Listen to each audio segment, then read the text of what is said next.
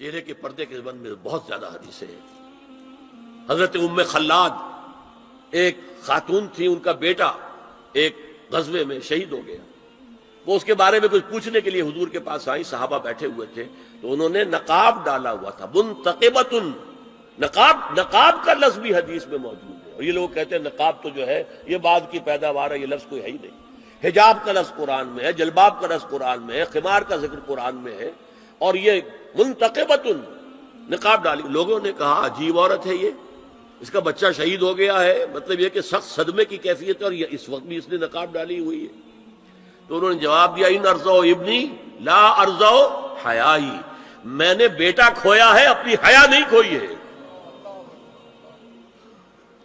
یہ ہے ہماری تہذیب، یہ ہمارا تمدن، اسی پر ہمارے گھر بنتے تھے۔ یہ تو مغربی تہذیب نے آ کر ہمارے گھر بنائے، آگے سے کھلا پیچھے سے کھلا، کھلا ہی کھلا۔ ہمارے گھر چار دیواری ہوتا، آج چار دیواری ہے کہاں؟ فرش التراب يضمني۔ لیکن ایک عارضی محرم اور ابدی محرم میں فرق کر دیا انہوں نے۔ عارضی محرم کیا ہے؟ سالی جو ہے وہ عارضی محرم ہو گئی، کیوں کہ جب تک اس کی بہن زندہ ہے جو آپ کی نکاح میں ہے، آپ کی شادی سالی سے تو نہیں ہو سکتی، تو جس سے شادی نہیں ہو سکتی وہ محرم ہو گیا، تو یہ عارضی محرم ہے۔ ہاں اگر آپ کی زوجہ فوت ہو جائے تو پھر نکاح ہو سکتا ہے، یہ عارضی اس وجہ سے ہے، پھر وہ نامحرم ہو جائے گا۔ تو اس اعتبار سے یہ ایک فتنہ ہے جو اس دور میں اٹھا ہے۔ محرم کوئی عارضی نہیں ہوتا، محرم وہی ہے جو ابدی محرم۔ دیکھیے دیور جبکہ اس کا شوہر ابھی زندہ ہو تو دیور سے پردہ کرے گی کہ نہیں؟ شادی تو نہیں ہو سکتی۔ ہاں بھائی مر جائے تو شادی ہو سکتی، اس کو انہوں نے کہہ دیا یہ عارضی محرم۔ اسی طریقے سے بھابھی جبکہ بھائی ابھی زندہ ہے، پردہ نہیں، وہ شادی نہیں ہو سکتی، بھائی فوت ہو جائے شادی ہو سکتی، عارضی ہو۔ یہ بالکل غلط ہے، بہت بڑا فتنہ ہے۔ محرم وہی ہے کہ جو ابدی محرم ہے، محرم ہے کہ اس پر حرام ہے اس پہ نکاح ہونا ہر حالت کے اندر۔ اور جہاں تک یہ رشتے ہیں باریک، سالی اور دیور، اس کے بارے میں تو حضور سے پوچھا گیا دیور کے بارے میں، تو آپ نے فرمایا الحم و موت، دیور تو موت ہے۔ اب آپ سوچئے ہمارے ہاں کو پردہ ہے دیوروں سے، کو پردہ ہے سالیوں سے، کو پردہ ہے نندونیوں سے؟ الحم و موت، موت کیوں؟ یہ دیور ہندی کا لفظ ہے، دیور کے بارے میں تو تصور یہ تھا کہ یہ دوسرا شوہر ہے، ور ہے، دیور دوسرا شوہر۔ حضور نے فرمایا الحم و موت، دیور تو موت ہے، موت کے درجے میں۔ ایک اور بات نوٹ کیجئے، ایک خیال کیا ہے ظاہر، اور اس میں افسوس ہے کہ بعض لوگ جو پردے کے بڑے حامی ہیں، بڑے شدید حامی ہیں، ایک صاحب وہ بھی ہیں کہ جنہوں نے ایک بہت بڑی کتاب پردے پر لکھی اور بڑی عظیم کتاب تھی، ایک دوسرے بھی ہیں جنہوں نے چھوٹی لکھی لیکن اچھی کتاب لکھی، لیکن یہ دونوں ایک جگہ آ کر مار کھا گئے کہ یہ جو قریبی رشتہ دار ہیں ان کے ساتھ اتنی سختی نہیں ہونی چاہیے۔ حالانکہ فلسفہ سمجھ لیجیے اچھی طرح، جو قریبی رشتہ دار ہوں گے، کزنز ہیں، اب کزنز کا عیسائیوں کے ہاں شادی نہیں ہو سکتی، کزنز جو ہیں جیسے سگے بھائی سے شادی نہیں ہو سکتی، کزنز سے بھی نہیں ہو سکتی، ان کا تو معاملہ اور ہو جائے گا۔ ہمارے ہاں تو شادی ہو سکتی، چچا زاد ہو، مامو زاد ہو، خالہ زاد ہو، شادی ہو سکتی۔ اس اعتبار سے جن سے جتنے زیادہ ربط کا معاملہ ہے اتنا ہی اندیشہ زیادہ ہے۔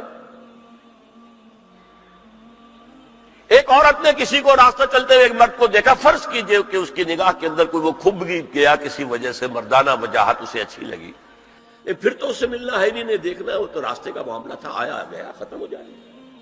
جو گھر میں آ جا رہے ہوں ان سے تو زیادہ پردے کی ضرورت ہے، کانٹیکٹ کے مواقع زیادہ ہیں، بات سری ہوگی بڑھتی چلی جائے گی کانٹیکٹ کی وجہ سے۔ اچھا اسی میں ایک بات دیکھیے، کچھ لوگ کہتے ہیں اچھا جی تو پھر مردوں کا بھی پردہ ہونا چاہیے۔ نہیں، عورت کا مرد کو دیکھنا کچھ اور ہے، مرد کا عورت کو دیکھنا کچھ اور ہے۔ مرد کی فطرت میں گرے اقدام ہے، آگے بڑھ کر کچھ ہے حاصل کرنا، عورت کی فطرت میں بلکہ اس کا حسن اس میں ہے گریز، پیچھے ہٹنا۔ لہذا پردہ عورت کے لیے مرد کے لیے نہیں۔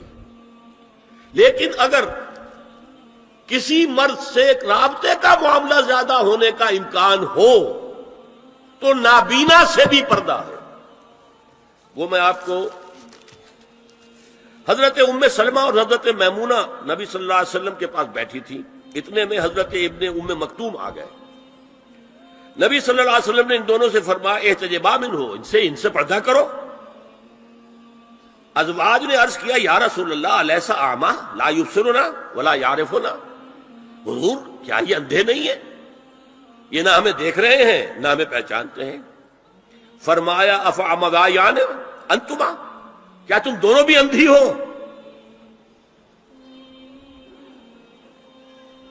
الا تبصران ہی، کیا تم نہیں دیکھ رہی ان کو؟ حضرت ام سلمہ تصریح کرتی ہیں ذالک بعد ان امر بالحجاب، یہ جب حجاب کا حکم آ گیا تھا تب حضور نے پھر یہ حکم دیا۔ اس کی وجہ کیا تھی؟ حضرت عبداللہ ابن مکتوم کا گھر میں آنا جانا تھا، تو اگرچہ اندھے ہیں لیکن یہ کہ یہ بار بار کا آنا جانا اس سے فتنے کا ایک دروازہ کھل سکتا ہے، اس دروازے کو بند کر دیا گیا۔ حضرت عائشہ کے پاس ایک نابینا آیا تو انہوں نے اس سے پردہ کیا، کہا گیا کہ آپ اس سے پردہ کیوں کرتی ہیں، یہ تو آپ کو نہیں دیکھ سکتا۔ جواب میں حضرت ام المومنین نے فرمایا لاکنی انظر الیہ، میں تو اسے دیکھ رہی ہوں نا۔ عورت مرد کو دیکھے، البتہ یہ کہ عام حالات میں آپ بازار میں چل رہے ہیں، عورت جا رہی ہے، کوئی باہر نکلنا پڑا ہے، تو اس حالت میں اگر وہ مرد کو دیکھتی ہے تو اس میں در حقیقت وہ فتنہ نہیں ہے کہ جو گھر میں آنے جانے والے لوگوں کا ہے۔ تو جو یہ کزنز ہیں، جو قریبی رشتہ دار ہیں، جن کا آنا جانا زیادہ ہے، ان سے زیادہ سخت پردہ ہونا چاہیے بنسبت اجنبیوں کے، کہ اجنبیوں سے آج اگر کوئی دیکھ بھال ہوئی ہے تو اس کے بعد پتہ نہیں پھر کبھی دیکھے گا بھی کہ نہیں، یا دکھے گی کہ نہیں۔ میں تو آپ کو سنا نہیں سکا، میرے پاس تو بہت زیادہ حدیثوں کا مواد تھا۔ چہرے کے پردے کے لیے حدیثیں جو ہیں، استیزان کے لیے کتنی حدیثیں ہیں، چہرے کے پردے کے بارے میں بہت زیادہ حدیثیں ہیں۔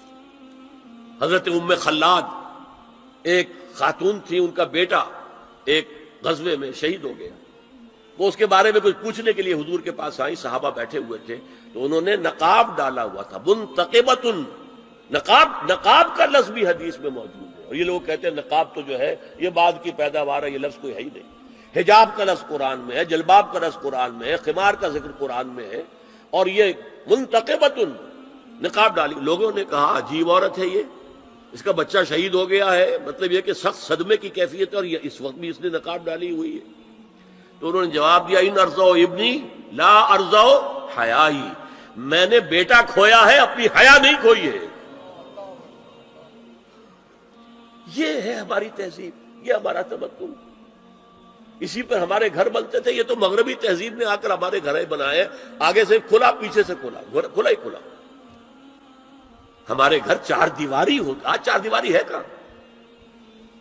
چار دیواری کے اندر چاروں طرف کنسٹرکشن، درمیان میں سین، دور سے کہیں کوئی نگاہ پڑ سکتی ہے تو پڑ سکتی ہے، آس پاس سے نہیں۔ اور ڈیوڑی اور مردانہ علیحدہ، کم سے کم بیٹھک تو علیحدہ ہو، ورنہ یہ کہ مردانہ پورا، ان کے لیے کوئی غسل خانہ وغیرہ بھی، یہ ہماری تہذیب تھی۔ اسپین کا آرکیٹیکچر پوری دنیا میں مشہور ہے، اور وہ یہی تھا، مورش آرکیٹیکچر، اس کو مورس کہتے تھے وہ عربوں کو، وہ یہی تھا، مرد گھر اس طرح کے بنتے تھے۔